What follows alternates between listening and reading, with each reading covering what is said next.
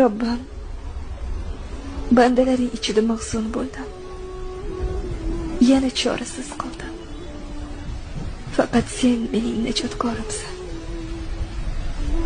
Mening qalbimdan bu fitnalik bo'lgan dunyoyingni olgan. Menga ham solihlaringni lazzatidek huzurni ato etgan. Bu fitnalik paytda senga itoatda mustahkam bo'lmaganim uchun meni afv et.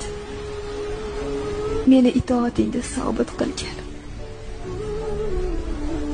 Ko'zlarimdan oqqan yoshlarni seni ishqing uchun oqizgan.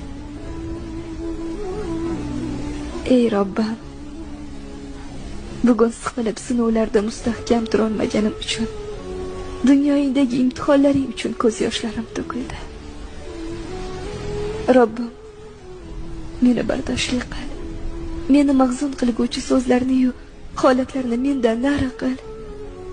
Duolarimni ijobat etishingga shubha qilmagan holda, duo qilganlarning duosini ijobat qilaman degan va'dangga ishongan holda, qo'llarimni huzuring tomon cho'zdim.